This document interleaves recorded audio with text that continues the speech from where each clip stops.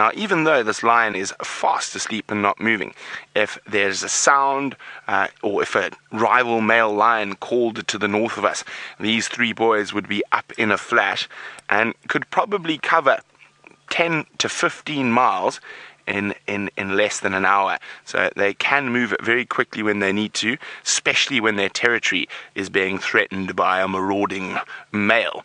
Now, there are other males that surround them, but at the moment, no one would dare challenge the four Brimingham Boys. They are really, really well set as sort of the kings of this part of the world at the moment. Now, the incredible thing is we've been watching these lions for over 2 years now. Oh, you can see there's a nice scratch scar in the middle of his back. So male lion's always full of scars. And not too far from where we're sitting, actually almost exactly where Jamie is sitting with those leopards, about, I think it was October 2015 is where they really made their play to take over. There were two big males here called the Matimba males, and those boys used to dominate over the prides in this area. And then these 5 rapscallions, these youngsters, came in, and initially they sort of sneak around, but eventually they started roaring and stating their presence. It took about a month and a half of 2 months for them to actually truly push the older males out of the area and take over.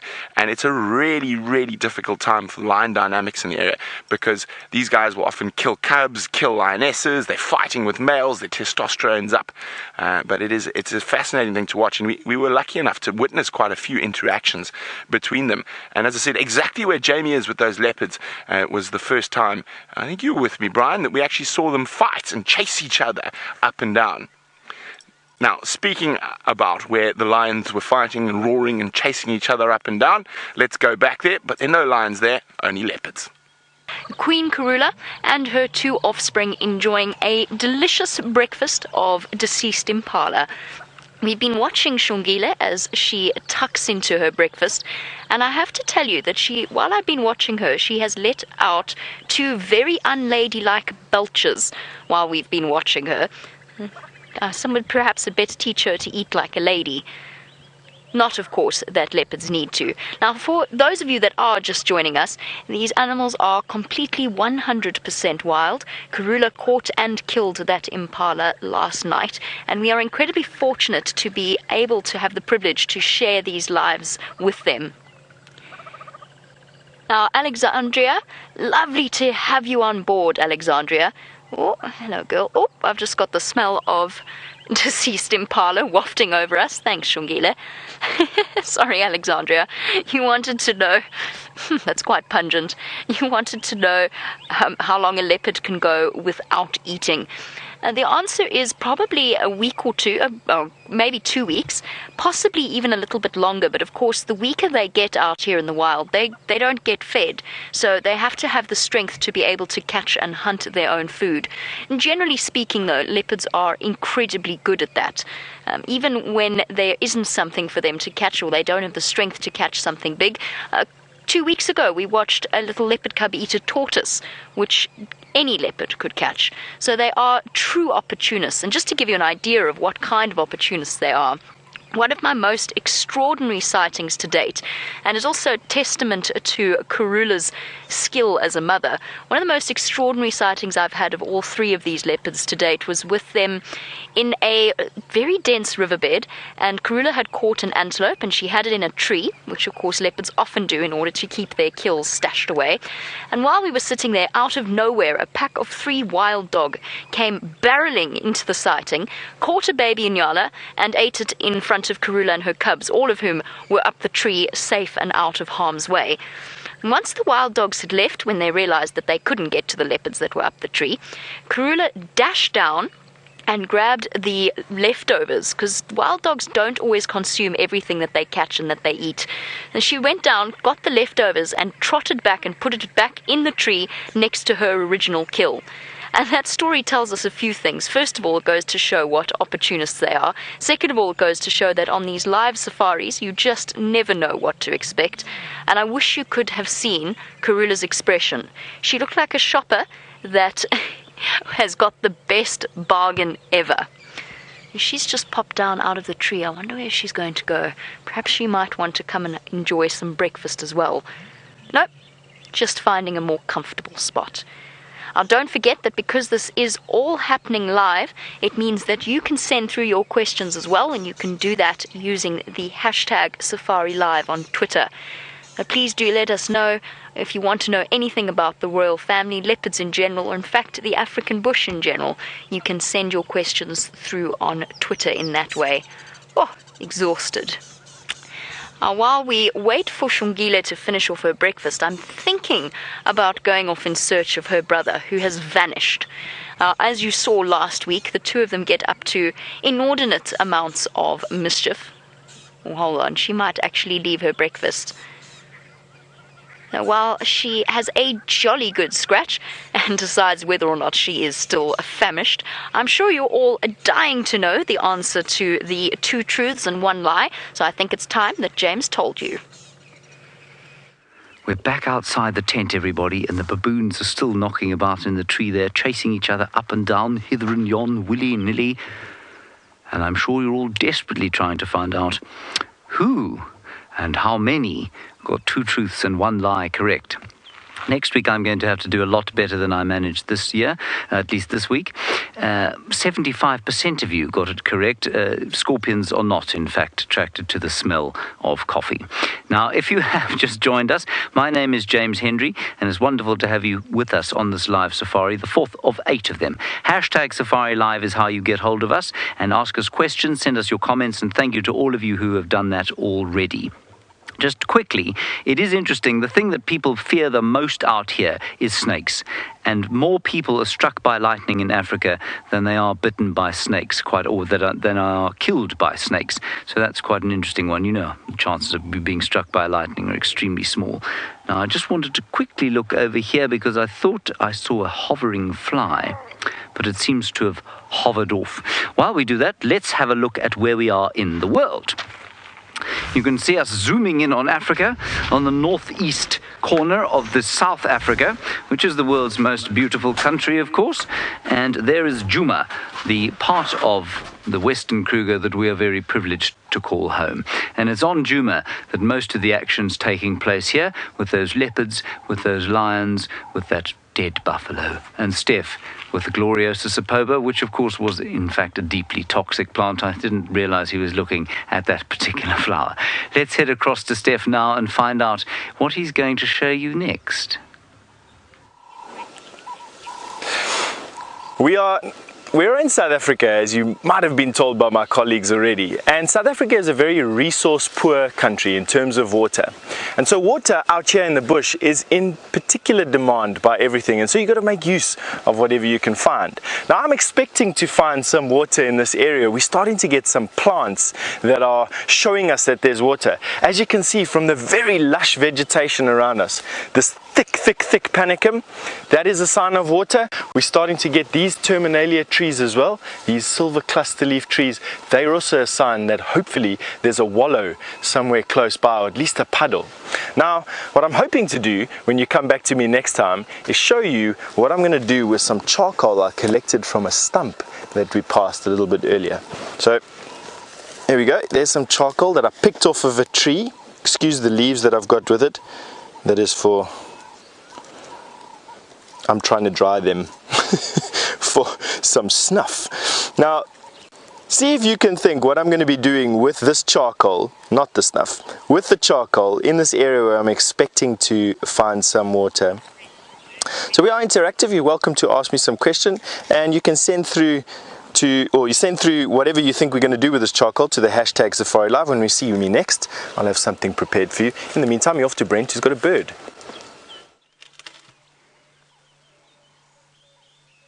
Look at this. So while the lions were sleeping, we decided to show you some of the other exquisite wildlife that lives in our home. And this is called a little bee-eater. Oh, he's going to come back, land? Yes. Did he catch something? No. So they actually specialize in hunting wasps and bees with terrible stings. And what they do... Oh, is he going to come back? No, not this time. They often land exactly in the same perch. And so what they do is when they actually catch something that's got a sting, he'll beat beat it against the branch with his beak and actually remove the stinger. And that's how they got their names, bee eaters. But they are exquisitely beautiful. We got quite a few different species. This is the smallest of them. And they are literally flying all around us at the moment. Oh, there's one beating a stinging insect. Let me just go forward a tiny bit. Now remember, this is live and birds are incredibly difficult, so Brian is doing a fantastic job. There he is. Hello, little one. Oh, he's already swallowed whatever he was beating on his branch. There's another one there. And look how busy they are. Look how their eyes are constantly searching for any flying insect to devour. Oh, and another one flew through. Oh, off they go. Now, one of the nicest things is they live in little flocks. Oh, off he goes. Are you going to come back? Not this time. They're keeping us honest here. Now, we get about 350 different species of birds, from the tiniest little brown indescribable, we call them LBJs, little brown jobs, and they're very difficult to identify, to these exquisitely beautiful birds like bee eaters. We've also got lots of predatory birds, and it's amazing how many different animal species actually live in this area. Oh no, yes, there they are again, they're back.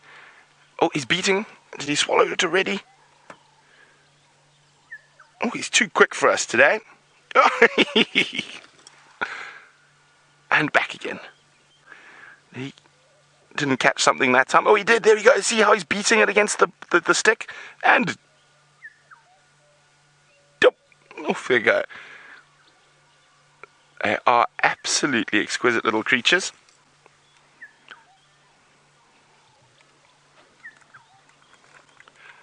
Okay. Now, when listening carefully, there's a lot of different bird species around us, and we're going to try to find you some more. Hopefully we can find you some plains game, zebra, impala, and then we'll go back to those lines a little bit later. But again, who am I to keep you away from the most gorgeous cat in the African bush, the leopard with Jamie? Undoubtedly the most gorgeous cat that we get out here, and I have a feeling that Hosana, when he grows up, is going to be a truly good-looking male indeed, in the same way that all of Karula's male offspring have been. She produces truly beautiful male leopards. So we have managed to find Hosana once again on our live safari. Admittedly, it would have been hard to miss him. He's now much more out in the open, but still on the most uncomfortable looking branch he could possibly have chosen, and I just don't know what got into him today. Typically when we see all three of them together, especially with food, Hosana's the first one in there, snacking away, crunching away, eating as much as he can. I wonder what's up with him. Now he's all on his own, away from the rest of them, having a little bit of a tantrum maybe.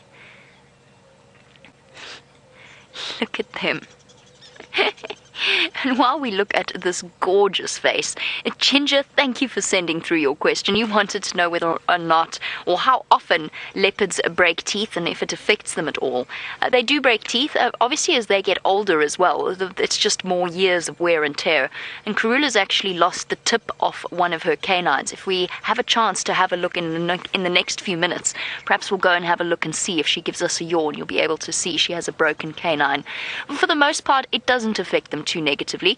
They of course have many teeth. I think it's 30 to be exact. Oh, there we go. He gave us a perfect demonstration of his gorgeous sharp canines, all clean and white because he's only just started to grow them. Hey boy. We actually saw the cubs grow their teeth. So in terms of how often it affects them, not all that often, but it's very common to find older leopards with broken teeth. Oh, here we go. It's a time for the graceful dismount. We know how well Hosana does those, don't we? From seeing him play around yesterday, or last week with Brent. Hold on a moment. I'm just going to roll forward ever so slightly. Oh dear. We appear to have a slight vehicle problem. We're going to be taking a short break while we sort out our vehicle. And don't go anywhere. We'll catch up with you soon.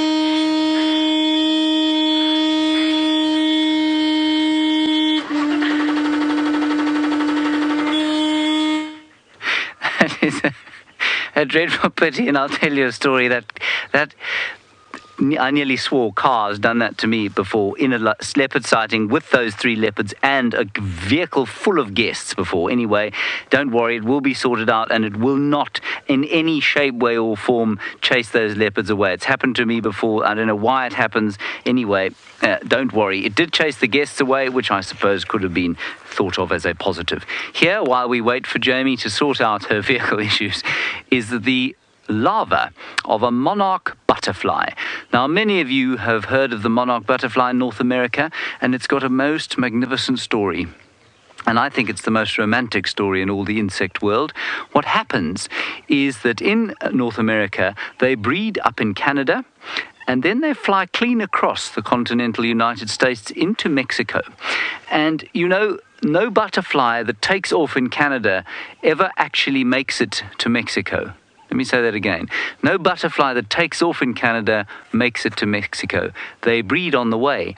And so the butterflies arriving in Mexico are the grandchildren of the ones that left. Isn't that amazing? So no butterfly ever makes that astonishing migration of insects across the continental United States. Now, these ones do not, in fact, migrate. It will look very similar to a North American monarch butterfly when it pupates. And these warning colors, much like that Gloriosa superba that Stef was looking at, tell birds and us that this is not for eating. Now, if you were in any doubt, all you would have to do is to look at the plant that it's eating. Now, it's not actually growing in here. I put it in here. I found it just next to the tent, but it's quite nice hanging here. And you can see little bits of white. And that white stuff is milky latex. Rather disgusting milky latex. It's highly, highly toxic. And that's the story of the monarch butterfly there. Okay, let's go back into the tent. I think we've still got communications with the final control, do we? Oh. We have 2 minutes, I think, to an advert break. Is that correct? Sorry, we have 2 minutes to TV. I missed that entirely. I think it was during the beeping situation. Anyway, good. Right, we've got 2 minutes to TV. That's a wonderful story, regardless. Whew. Okay. Now, we just need to set up our little tadpole thing here. Now, for those of you who have seen this before, what we're going to do is breathe, and then, but not enough that he can swim away. So I'm going to put him back in this jar. And there he is. He's in just a tiny little pop of water. I'm not sure if you can ever have a pop of water, actually. And we'll just stick this back in here. And there we are. Oh, it's beautiful. Okay, he's in perfect state now, and I can just see his little leg buds starting. Right, you'll have to hold on for what's going to happen next. We'll keep him in there, and then I will release him. And we're going to go black screen, I think. Oh.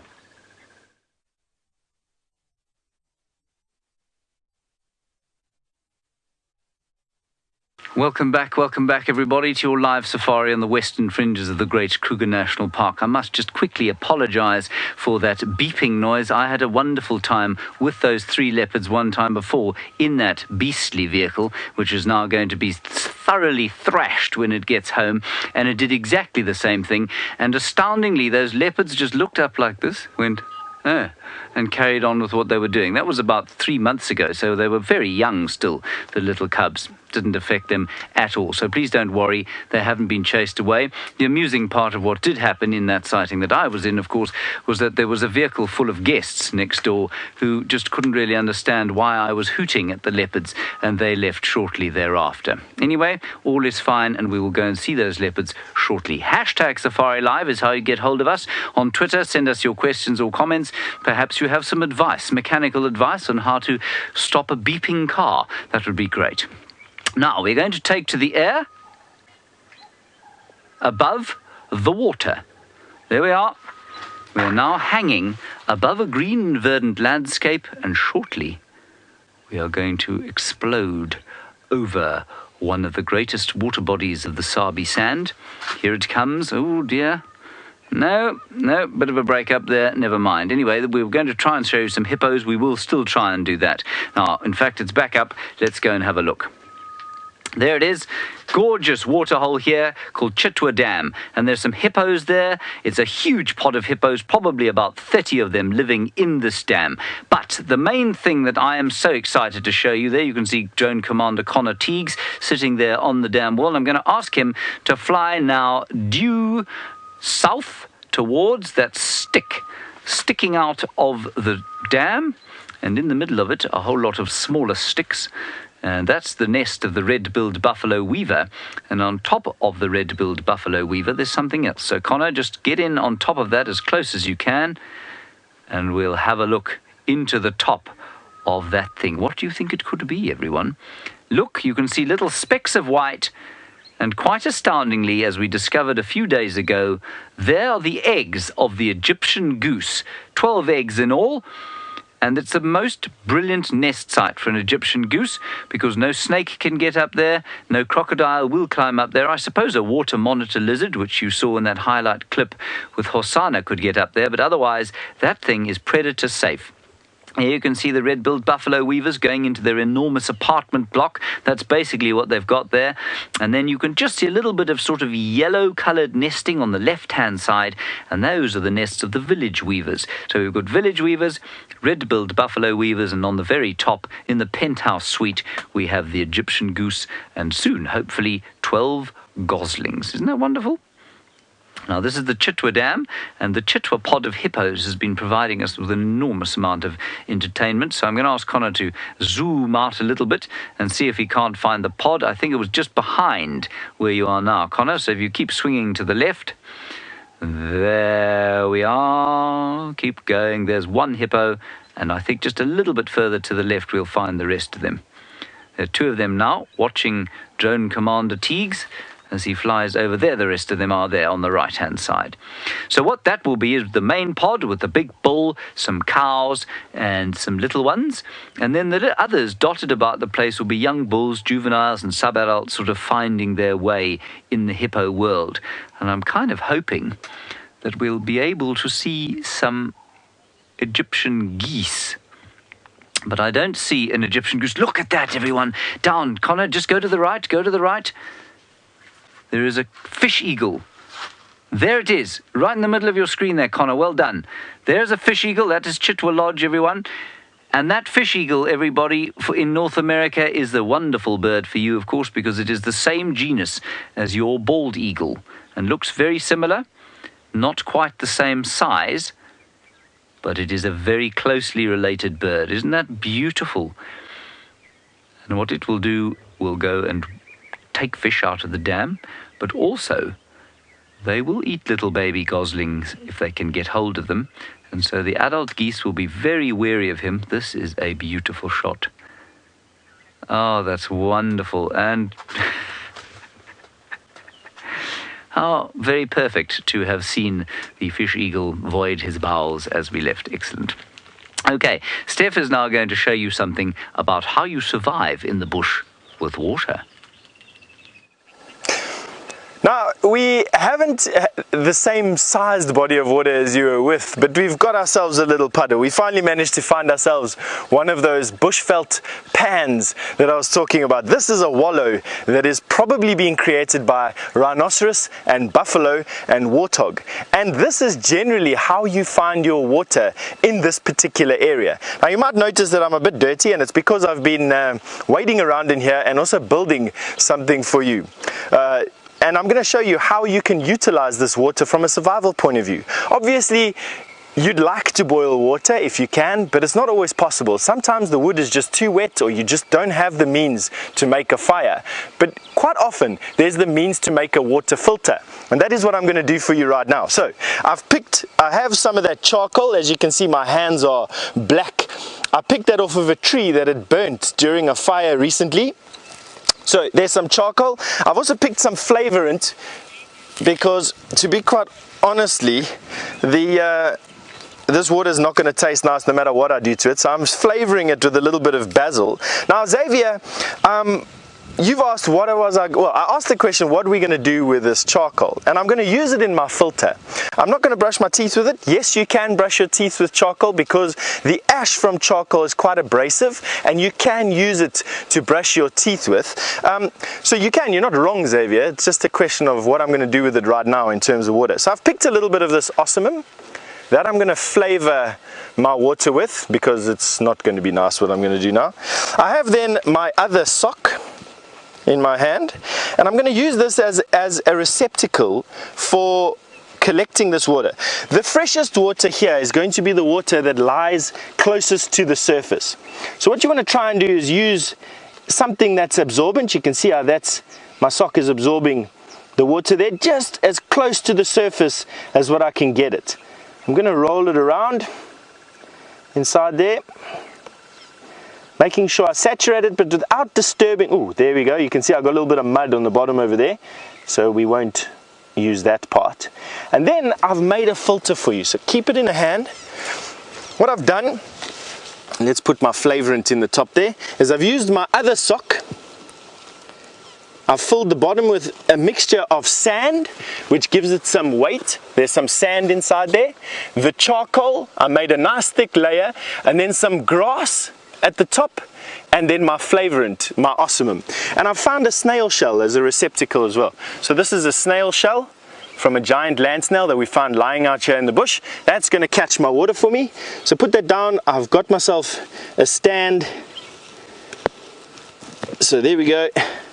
Making sure that the heaviest part is at the bottom. All right, so now all you basically do is you squeeze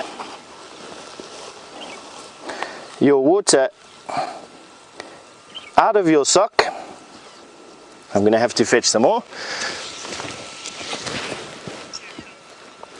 All right, now I'm getting told that Scott and Megan, hello, you've managed to guess that I'm going to purify water with that charcoal. So well done there on guessing that. As you can see, the water that's going in here is not, there's our starting to come out the bottom. Now what I'm hoping is that the charcoal has absorbed any of the potential bad things in the water. Activated charcoal is good for toxins out here. The grass would have taken care of any mud or leftover mud that I have inside here, and the sand would have filtered out any of the fine particulates, the fine pieces of clay. So you can see that you can do this and get a fair amount of water through there. Now obviously the best is to boil it as well, but since I don't have a fire, bottoms up. It's a bit charcoaly, it tastes a little bit like sand, but I've got no crunch in my teeth, so we managed at least to get all the sand out of that. All right, and on that note, we're going to send you over to Brent with a buffalo. So there's only about 5 or 6 of them, and they're called what we call Dugger boys or old bulls. And these guys are particularly nervous. He's staring down his nose at us. He's not looking very comfortable. That's why I haven't gone too close. And there's an old saying, an old adage in the African bush, that a buffalo always looks at you like you owe him money. And this is one of the most dangerous animals in the African bush if you're on foot. And especially if you're moving around pans like Stef is, he's always got to keep a sharp eye out for the African buffalo. They like to wallow in the pans. And here's another one coming to, look, there we go, there's that down the nose stare. Now these are big bulls. There's one young cow, or oldish cow, in this group as well. And I think she's joined up with them because they were chased by the lions, and there's some form of safety in numbers. Now we're not going to go any closer. These buffalo are really not relaxed at all, and I think it's because, as I said, the lions caught one of them yesterday.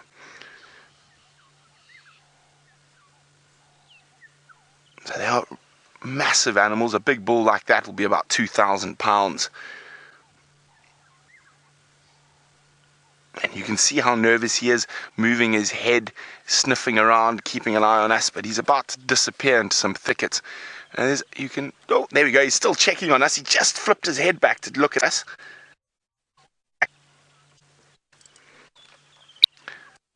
There he is. Hello, old man. And Heather's wondering, how fast can a buffalo run? Well, Heather, the most important fact is that it can run faster than a human being. A buffalo is faster than the fastest man alive, Usain Bolt, and they can do up to about 50 kilometers an hour, and maybe 55 at a push, so faster than the fastest human. Now, they are one of the ones you've really got to look for when you're walking in the bush. And the other thing is these old boys, they're about between 12 and 15 years old. They've moved out of the breeding herds, and they often sleep very soundly. So you've got to be very careful you don't disturb them when you're walking on foot. That's why you've got to pay attention to all your senses, your eyes, your ears, even your nose. And of course, the most important, your ears. Again, your ears. But anyway, back to Jamie and those incredible cats. Speaking of having ears and listening out in the bush, of course, if you ever needed any proof that this was a live safari, well, I think we provided it in the most spectacular of fashions. The last time you saw me, it was just before we went into the ad break, and the car decided, out of nowhere, to decide to start making a noise for no apparent reason. And I'm sure when we get back to camp after I've set the car alight, we're all going to have a jolly good laugh at that. But what it does go to show is that just how incredibly privileged we are to have garnered the trust of these special animals, because none of them have moved. I mean, if you thought the expression on my face was incredulous, you should have seen Hosana looking at me. But there you go, proof that this is completely live, and sometimes unexpected things happen, but the animals trust us completely. There you can see little Xongile not at all bothered. And so, with that special thought in mind, and the fact that we are so privileged to have this insight into their amazing lives, I'd love to hear from you in just one word how it is that this particular sighting with these leopards has made you feel. It's the first time on our live safari experience that we've seen all three of them together, giving a very, very strong sense of family, and of course that incredible connection that Karula has with her cubs. Now please send that through, one word, on #SafariLive on Twitter. And my word is going to be privileged. I was going to ask you to send through one word tweet on the embarrassment of the vehicle making a very loud and a very unexpected noise, but I think really the beauty of the sighting should really take precedence. Don't you agree, Xongile? In South Africa we have an expression, stomach full, eyes closed. And that is exactly what's happened with the little princess. She's gorged herself on her impala breakfast, and now she is fast asleep and snoozing in the tree. And how fortunate we are to spend the time that we do get to with these incredible creatures. Right, now I am not going to enter the next ad break in the spectacular fashion that I did the last one, but please don't go anywhere. As you saw, it is live, and absolutely anything can occur. We'll see you soon.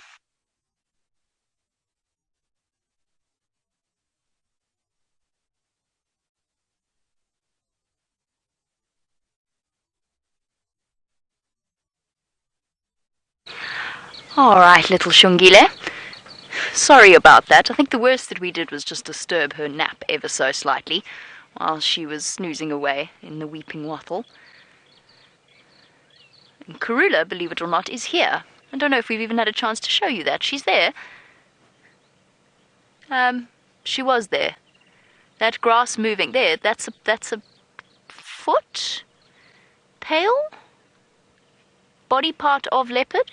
I'm not entirely sure which part of her it is, but that is where Karula is hiding, at the base of the weeping wattle.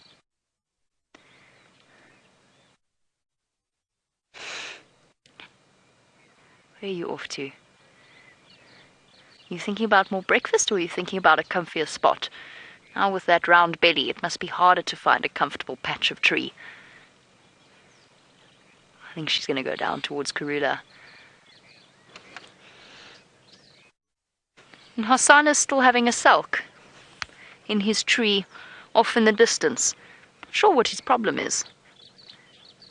He didn't even move, you know. It was incredible. All that noise, and he just looked at me like, what is that stupid human doing this time? Rubbing herself up against the leaves, enjoying a good scratch.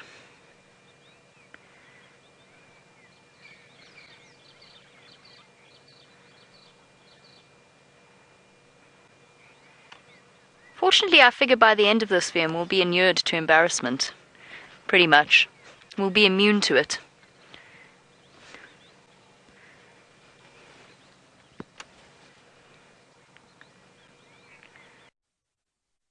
What's there?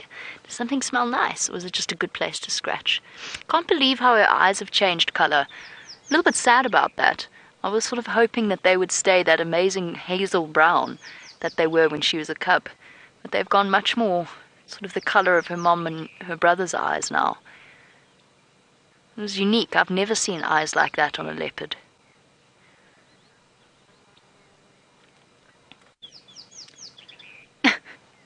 What was the... You're catching flies now? No, a stick. Yes, well done. You caught the stick. Oh, you dropped the stick. Oh dear. Don't worry, there's plenty of other sticks.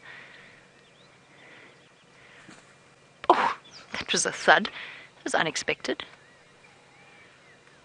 Ah, the perfect patch of comfortable grass.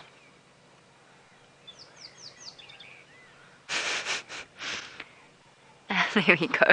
The tip of Karula's tail just sticking up above the long. Isn't it incredible how much the grass has grown over the last few weeks since we've had the rain? It's phenomenal. There is such a change in the environment that we're in. Right. Now all leopards have vanished, and I can't really move because Xongile has now plonked herself right next to me. I wonder how many times in our collective careers we have driven past a leopard hidden like this. I would hazard a guess at several hundred. Hidden in the grass. There's no way you'd spot that. Driving along. Not a chance. I think that's her face. I think I see a whisker. Yes, I see whiskers. Oh, Xongile. Come and park yourself right next to the vehicle. Didn't you learn from the last time? The last experience.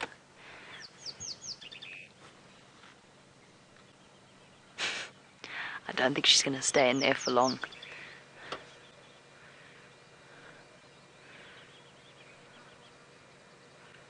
Actually looks so comfortable and soft.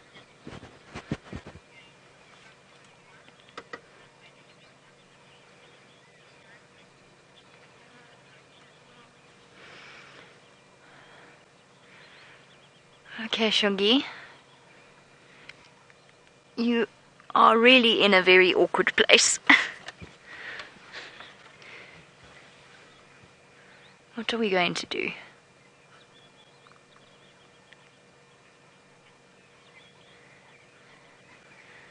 Oh well, we'll just have to sit it out. Hopefully she decides that she wants more breakfast or something. Oh wait, hold on. Hosana is thinking about coming down. Or he's about to fall out of the tree. And we just hidden. It's just a foot. There we go. He's just finding himself a more comfortable spot. Hold on, BM.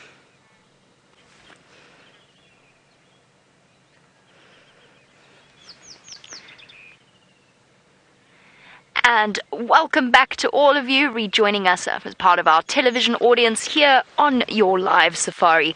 My name is Jamie, and if you have just joined us, we are coming to you live from a place called the Greater Kruger National Park, which is in the top northeastern corner of South Africa. And more specifically, we're on a reserve called Djuma, where VM and myself have just spent the morning with the incredible family, or the royal family, of 3 leopards, Karula and her 2 cubs, Hosana and Xongile, who you've had a chance to get to know over the last 4 weeks, and you will continue to have a chance to get to know over the course of the series of our safaris. Now, Xongile has, as always happens with live wildlife filming, Xongile has decided that that is where she wants to be, right next to the vehicle. Now, before the break, I asked you for a one word to describe this particular leopard sighting and whether or not you had enjoyed it or what you felt really summed up the emotion of a moment like this. And Nina, you say spectacular. Thank you, Nina, for sending that through. It is spectacular, and it's a really lovely opportunity to see the bonds between the three of them, although they're quite spread out at the moment. I think that's just because they've been really enjoying the meal that they've had in their full bellies for once. And if you would like to send through another one word, you can do that, or you can send through any questions that you might have. Like, for example, what on earth am I going to do with a leopard cub right next to me, because I definitely can't move? You can send through those questions, and you can do that on #SafariLive on Twitter. Just see the back of her... Oh, you could just see the back of her head. What are you doing? She's chasing flies, you know. They're bugging her. That's what she's snapping at, glancing around. This is the joy of young leopard cubs, is they have a constant sort of fascination with the world around them. And the older leopards are generally, they've seen it all, and they're comfortable. Now, Logan, you wanted to know whether or not the leopard cubs are born with spots. And the answer is, oh, Xongile, you're all over the place at the moment. Yes, gorgeous. The answer is yes, they are. We were very fortunate in that, well, Brent was very fortunate in that he actually saw... Hello, girl. Oh, that was a very big belch. Oh, and another one.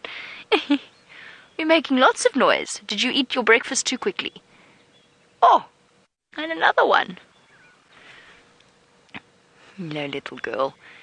Right, now that Xongile has given us a demonstration of her amazing gastric prowess, we were talking about leopard spots. Brent actually saw these leopards when they were just a few hours old, which does go a long way to explaining why the Safari Live team is as attached to them as we are. But yes, they do have spots. They're unbelievably fluffy and absolutely gorgeous. And really, utterly adorable. So while Xongile digests her meal, hopefully without any more explosions emanating forth, I think it's time to go and have a look at something else quite tiny with James in the tent.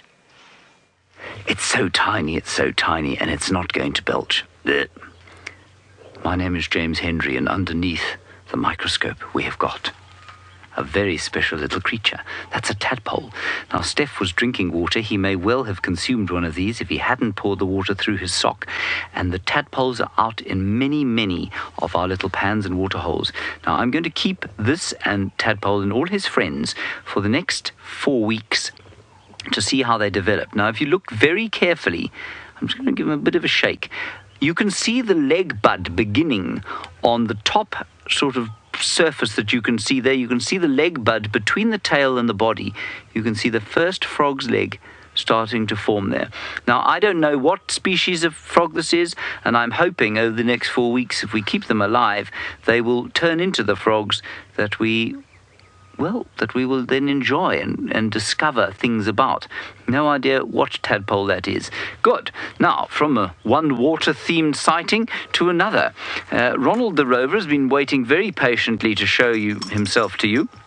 There is his view of a waterhole. You can see he has been visited by some Egyptian geese today, and we're just going to move him down towards the water. It's a big steep drop. Whoa, there he goes.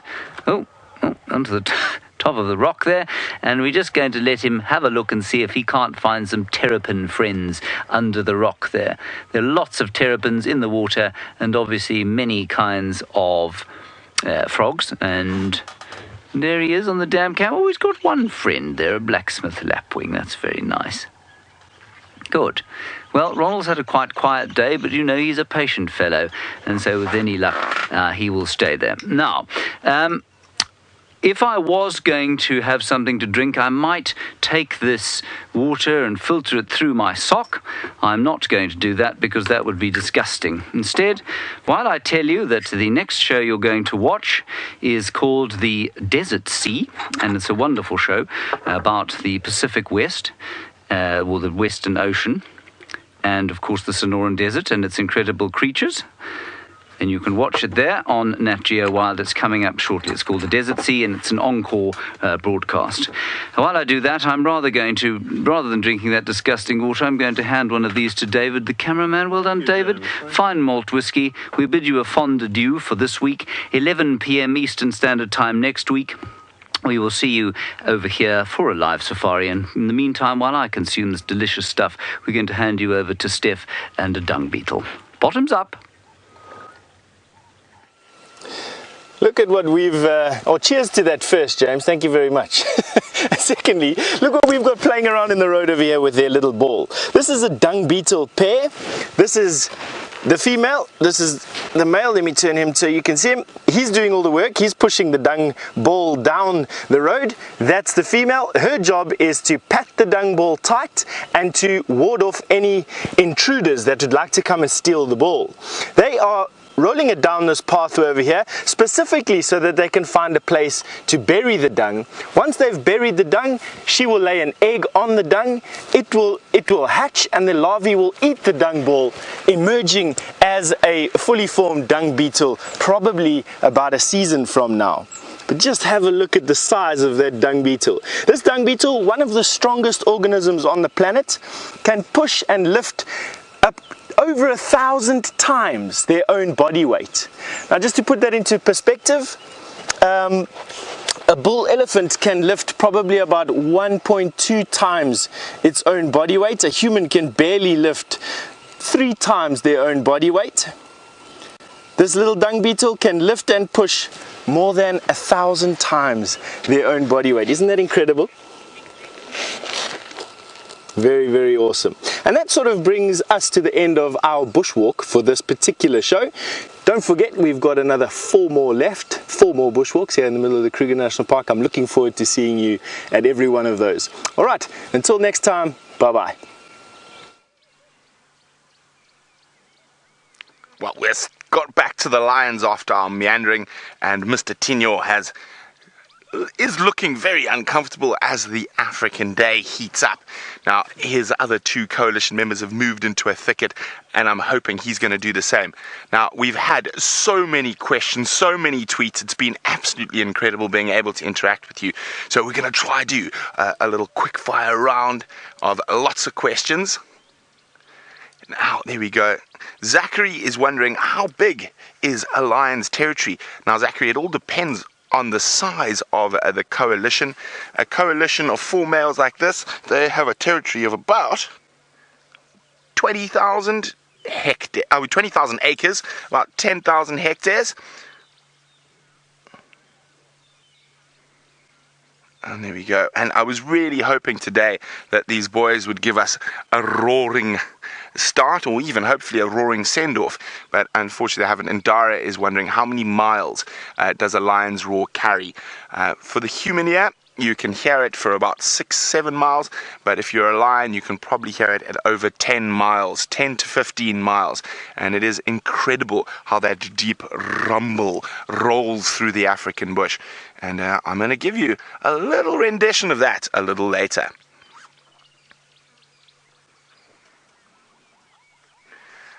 Now, being a group of males, it's always very interesting because there's social dynamics. And Sid's wondering, is there a hierarchy amongst the males? Indeed, there is, Sid, but it is not a constant hierarchy. It changes. So depending on who's eaten the best, who's been in the fight the most recent. But normally, from our interactions and what we've seen, Mfumo, who's named the authority, seems to be the most dominant out of these 4 lions. But as I said, he might get an injured foot. So Tinyo, the tooth, who we're looking at now, he might become dominant for a while, and so might Nena and Mtsuku. So it's a constant rolling change of hierarchy and social standing. Oh, he's looking so uncomfortable. And look at that, he's giving himself a little bit of a clean. Lions are quite filthy creatures. Now, Daisy's wondering, if the male lions have a dominant male, do the lionesses also have a dominant female? Not really. So with lionesses, it's a little bit different. There seems to be far more of a democratic society amongst the ladies, and generally, again, with the dominance, it depends on who's the most hungry. Then you see who's the most aggressive around a kill or carcass. But it completely depends. But there's no real standout dominant female when it comes to the ladies. Whereas with the males, there's always one who's dominant, but it's always changing. Oh, look at him. He's so hot now. The sun's just burst through the clouds. And it's probably about 80, 85 already. And it's not even 8 a.m. in the morning here in Africa. And, well, I've loved answering all your questions, but we've got one last one about the lions from Anna, who's 13 years old. Wonderful to have you with us, Anna. Anna wants to know, why does a male lion have that massive mane? Now, Anna, as I said, it's tough at the top for a male lion. They're constantly fighting, not only amongst each other, but to defend against lions from neighboring areas that might want to try to take their ladies, take their territory. So that big mane serves a couple of purposes. So the bigger the mane, the more impressive the male, the more scary he looks. So sometimes male lions will rely on intimidation, roaring, and the size of their manes to see off an intruder. But if it does get serious and they do need to get into a fight, the big thick hair around their neck provides some really nice protection, especially for their throat. And so it's a really good protective layer if they do get into a fight, because when male lions fight, they attack each other head on, and their instinct is to go for the throat, to get that kill, or for the back of the head, and at the back of the neck and head, which is another vulnerable area. Now, thanks very much for your questions. Oh, Mr. Tinyo's looking tired, and I did say I was going to give you a quick rendition of a male lion's roar, but I'm going to say it as we say a goodbye from the killer bees, and we are going to go across to Jamie shortly, but as we do that, we're going to do what a lion does. So we're going to say goodbye. Goodbye. Goodbye. And join us next week, Sunday, for your next dose of live African wildlife. Without further ado, over to the leopards. Yeah, I hear that Brent has been entertaining you with his lion rendition. I'm afraid I'm not going to even attempt doing that. I've often been told I am the worst imitator of lions that anybody has ever heard, so I'm definitely not going to be following suit. But it seems as though our sleepy lions, our leopards, are also sleepy. As the morning here in South Africa starts to heat up, we are getting warmer and warmer, and the big cats have decided it is most definitely time for a morning nap. Xongile sleeping off a full belly of buffalo with her mom below, and Hosana somewhere else in the distance. And what a special morning it has been to have spent with these leopards. It is unbelievably peaceful. I can't describe how lucky we are to actually be able to sit here like this and just enjoy the company of the leopards, listen to the sounds of the bird, and enjoy the really beautiful, beautiful view that we have right next to this gorgeous little female leopard. Now, unfortunately, that is time to bring us to the end of our live safari, and it is time for us to say farewell to you all. But please join us next week at 11 p.m. Eastern Standard Time on Nat.Geo Wild, so next week Sunday evening, and you'll be able to follow the stories of these incredible creatures. And all that's left for me to do is to extend a very warm thank you to all of you for joining us, and thank you so much for sending through your questions and your comments. It just wouldn't be a safari without having all of you on the back as our guests. I'm glad that we've had the privilege once again of enjoying the royal family, and I'm very much looking forward to seeing you all next week. Have a fantastic evening, everybody.